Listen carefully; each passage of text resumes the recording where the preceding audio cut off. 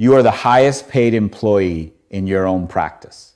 You bill the cases, you sign the notes, you approve the refunds, you fix the schedule at 9 at night, and on paper, you are the owner. In practice, you have a job with worse hours and more liability.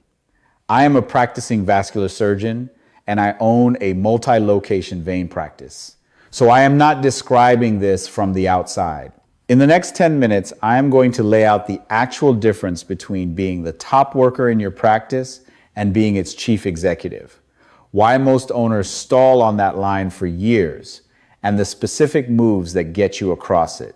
This is not a video about working less. Some of you will work the same hours. It is about what those hours are pointed at. Here's the trap. The skills that got you here are clinical and personal. You are excellent in the room. You are fast. Patients ask for you by name, so the practice grows by pointing more volume at you. And every dollar of growth costs another hour of your life. That works until it does not, and it stops working around the point where you cannot physically add hours. At that point, the practice does not grow, it just gets more crowded. Nobody hands you a signal when you cross that line. There is no bad quarter that announces it. Revenue looks fine. You just notice that you have not thought about the business itself in 8 months, and every plan you had in January is still sitting in January. So, what is the job you are actually not doing? A chief executive owns 4 things and delegates almost everything else. 1, where the practice is going and what it will not do. 2, who sits in each seat. 3, how the money works. 4, what gets measured and reviewed. Notice what is not on that list. Seeing patients, fixing today's schedule, answering the front desk, approving a $200 refund. Those are worker tasks, and they are not beneath you. They are simply not yours anymore once the practice is large enough to buy them. If you cannot name the last week you spent real time on any of those 4 items, you are not running the practice. You are working in it. And there is a 5th thing a chief executive does that nobody puts on a list. Decide what the practice is going to stop doing. Every practice I look at is carrying 2 or 3 services, payer contracts, or locations that consume attention out of proportion to what they return, and they survive because nobody with authority ever killed them. Before you change anything, get the data on yourself. For 1 week, write down what you did in 30-minute blocks.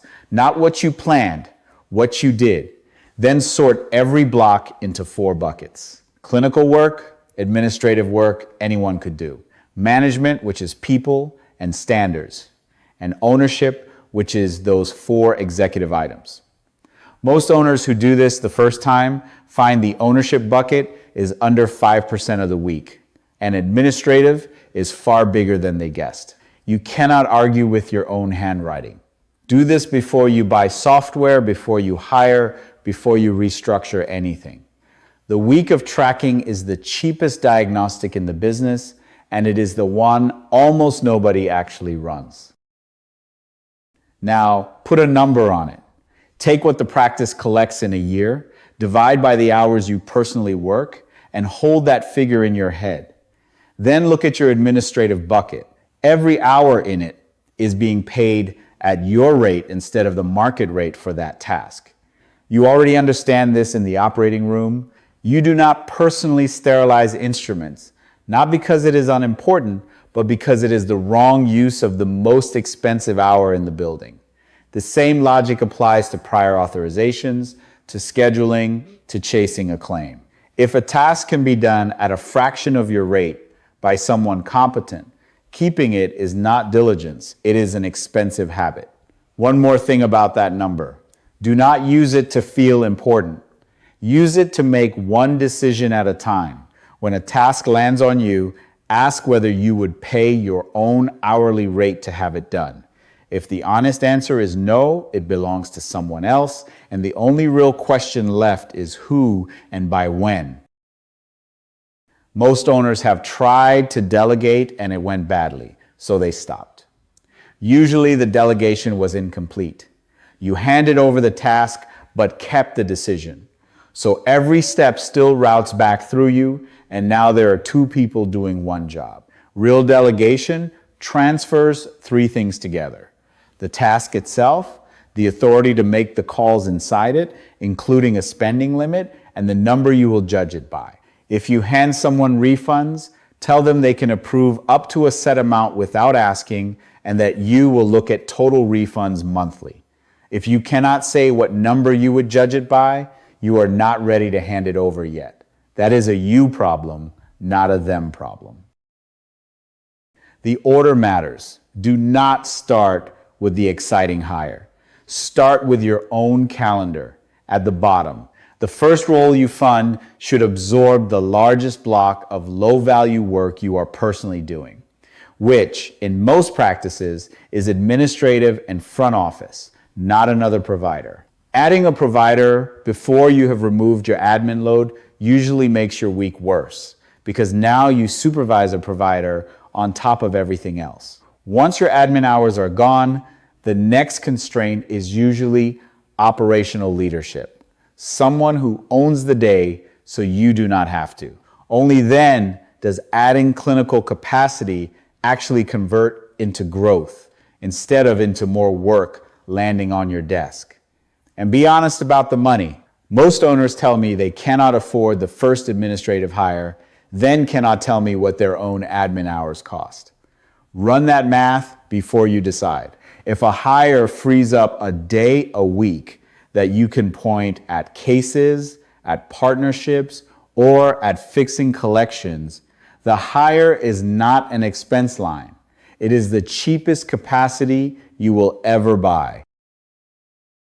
The reason work keeps coming back to you is that you are the only place decisions live. Fix that by writing them down. When a question reaches you, do not just answer it. Answer it, then write the rule that answers it forever, and tell your team where the rules live. Which patients get worked in same day, when we waive a fee and when we do not. What we do when a supplier is out of stock. 10 written rules will remove more interruptions than a new phone system. And notice the second effect. A practice that runs on written rules instead of your memory is worth more to a buyer, a partner, or a hospital system because it can survive you leaving the room. Executive work never wins a fight against clinical work because clinical work is urgent and a patient is in front of you. So it has to be scheduled like a case. Block 1/2 day a week, put it on the surgical schedule the same way you would block an operating day, and do not release it. Use it for the 4 items. Where we are going, who sits where, how the money looks, what the numbers say. If a half day is impossible this quarter, start with 2 hours, but put it on the schedule that everyone can see, not on a personal list. Anything that lives only on your personal list gets sacrificed by Wednesday, every single time. And guard what happens inside it. If you spend the block answering messages, you have not protected anything. You have just moved the same worker day to a quieter room. Come in with one question you intend to leave with an answer to. One quarter, it is your payer mix.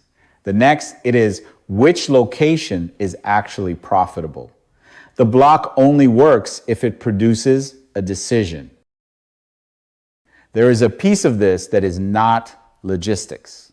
Being the person everyone needs feels good.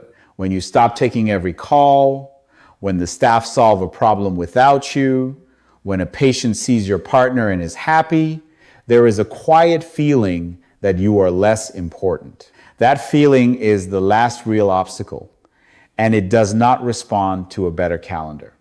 What helps is changing what you take credit for. Stop scoring yourself on how many problems you personally solved this week and start scoring yourself on how many were solved without you. That is the actual measure of an owner, and it is the one that lets you take a real vacation. How do you know it is working? Watch 4 signals over a quarter. Your ownership bucket climbs from near zero toward a fifth of your week. The number of decisions that must route through you falls, and you can name which written rules replace them. Someone other than you runs the daily huddle and the weekly numbers review. And you can be out of the building for a full week without a call. Do not expect all 4 in a month. Expect the first 2 in a quarter if you actually protect the block, and the last one to take a year. If none of them have moved in 6 months, you did not delegate, you just talked about delegating. And track it somewhere visible, not in your head. Write the 4 signals down at the start of a quarter and look at them on the last day of it. Owners who do this, stop arguing about whether things are improving because the answer is written in front of them. So here is the week. Track your time in 30-minute blocks for 5 days and sort it into the 4 buckets. Circle the single biggest block of work that is not clinical and not executive. Name the person who will own it, give them a spending limit and one number you will judge it by, and put a half day on next month's schedule for executive work before someone books a case in it. That is it. 4 moves, 1 week. If you want an outside read on where your practice is actually leaking your time and your margin, we built a free AI audit at practiceskale.ai. It is a short survey, you get the analysis back, and there is no sales call attached to it.